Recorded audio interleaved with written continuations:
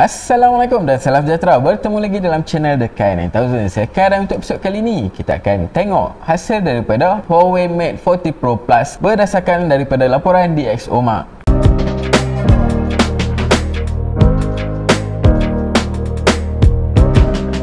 Alright guys, so bagi siapa yang tak tahu apakah itu DxOMark, DxOMark ni merupakan sebuah image lab yang terdapat di Paris, dan mereka ni memang pakar lah dalam buat test untuk bateri, display, audio dan juga image quality. So laporan-laporan yang diorang keluarkan memang agak detail dan sangat tepat. Ok, tanpa buang masa lagi, jom kita tengok. Alright guys, so dalam laporan untuk DxOMark ni, Huawei Mate 40 Pro Plus camera test King of Camera. So ini mungkin king pada waktu tu lah, sebab laporan ni dikeluarkan pada Disember 21 2020. So sekarang ni ranking untuk Huawei Mate 40 Pro ni berada di nombor 4 untuk global ranking. So dia telah pun dipotong oleh 3 lagi smartphone lah kan. Dan mungkin pada tahun 2020 teknologi untuk Huawei Mate 40 Pro Plus ni memang teknologi yang paling padu lah waktu tu untuk kamera. Dan sekarang ni pada tahun 2022 mungkin ada banyak dah kamera-kamera biasa yang lebih padu daripada Huawei Mate 40 Pro Plus ni. Tapi kita nak tengok jugalah apakah hasil daripada kamera Huawei Mate 40 Pro Plus ni, dan masih reasonable lagi kah untuk kita beli pada tahun 2022.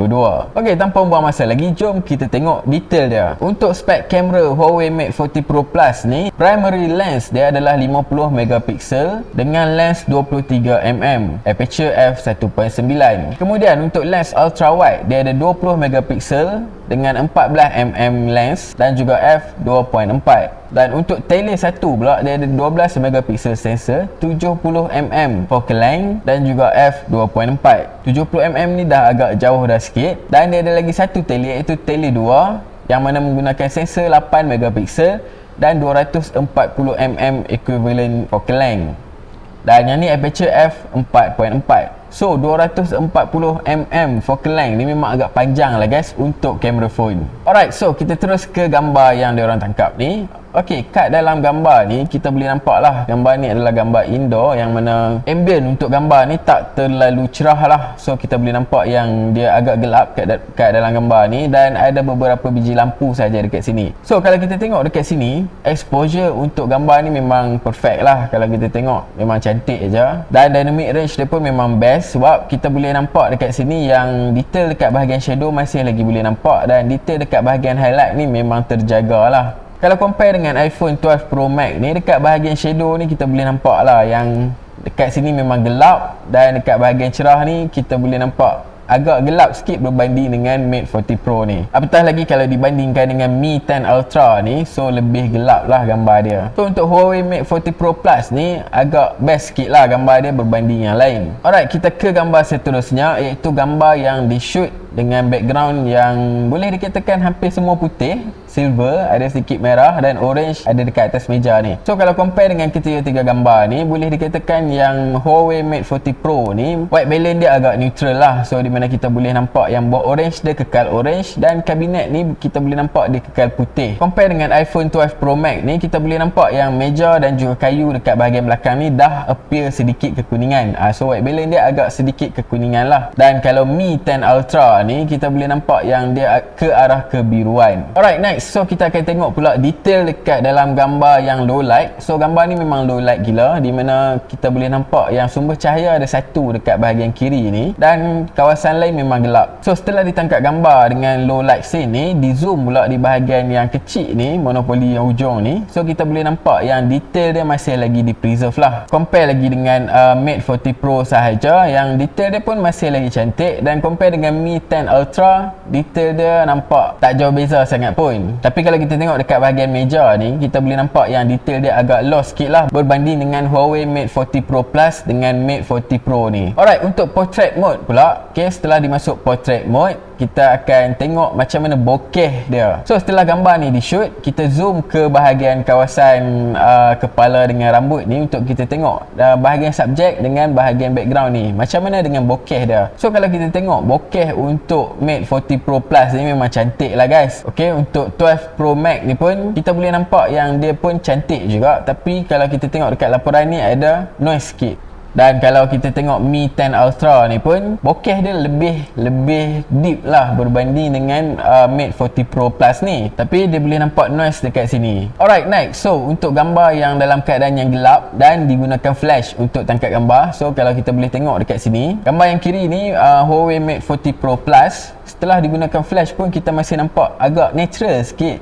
So dekat subjek ni kita boleh nampak yang muka dia memang masih lagi cantik. Dekat background kita boleh nampak yang exposure dia tak terlalu over sangat. Dan dari segi dynamic range, kita boleh nampak yang dynamic range dia agak luas lah compare dengan Apple iPhone 12 Pro Max yang mana flash dia auto juga. Dan kalau kita tengok dekat bahagian subjek ni, muka subjek ni tak terlalu cerah berbanding dengan lampu dekat bahagian belakang ni. So belakang ni lebih cerah berbanding dengan subjek yang ada dekat bahagian depan ni. Dan kalau bandingkan dengan Mi 10 Ultra, saya rasa saya lebih suka result daripada Mi 10 Ultra ni, yang mana subjek dia cerah dengan cantik dan juga background dia pun, exposure untuk background dia agak sekata lah guys. Alright, seterusnya kita akan ke bahagian artifact. So kita nak tengok jugalah ada tak artifact ataupun benda-benda pelik yang wujud di dalam gambar ni dalam keadaan-keadaan yang tertentu. Biasanya kalau gambar tu high contrast, kemudian low light, biasanya akan wujud artifact yang pelik-pelik lah. Okay, kalau kita tengok gambar ni mungkin low light sikit lah kan. Di shoot indoor, mungkin ada satu je light dekat bahagian atas ni, ataupun mungkin ada dua light dekat bahagian atas ni, tapi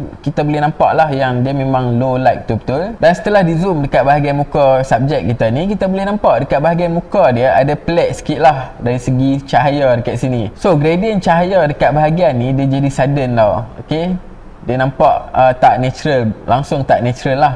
Ni mungkin disebabkan oleh processing image setelah ditangkap gambar tu lah daripada kamera tu sendiri. Alright, next. So kita tengok detail untuk long range telephoto lens. Okay, gambar bangunan ni diambil daripada jauh menggunakan lens 170mm. So dekat bangunan ni ada satu jam lah. Okay, dia orang akan zoom ke arah jam tu. Okay, setelah ditangkap gambar dan di crop lagi dekat, so kita boleh nampak detail dekat bahagian Mate 40 Pro Plus ni nampak macam well preserved lah, ada fine detail. Compare dengan Mate 40 Pro sahaja, detail dia lebih lost. Dan kalau compare dengan Mi 10 Ultra, detail dia memang lagi lost lah sebenarnya. Kita nampak licin je, tak ada detail. Sedangkan kalau kita tengok dekat Mate 40 Pro Plus ni, kita boleh nampak detail garis-garis ni yang mana kita tak boleh nampak dekat dua lagi phone yang lain ni. Alright, last sekali kita akan test untuk video. Okay, jom kita tengok video test untuk Huawei Mate 40 Pro Plus ni. Okay, video yang tengah static pun kita boleh nampak ada pergerakan goyang-goyang sikit.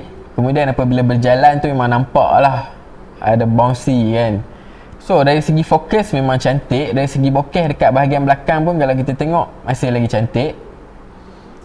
Okey, bab autofocus saya rasa tak ada masalah. So setelah dipusing ke arah environment, fokus dia pun masih lagi tak ada masalah. Dan dari segi bab exposure pun cantik je, tak ada masalah. Alright guys, so itu sajalah untuk review kamera Huawei Mate 40 Pro Plus. Korang rasa berbaloi lagi tak untuk beli smartphone ni untuk gunakan kamera dia pada tahun 2022 ni? Kalau korang ada komen dan cadangan, boleh tinggalkan di ruangan komen di bawah. Kita jumpa lagi dalam video seterusnya. Assalamualaikum.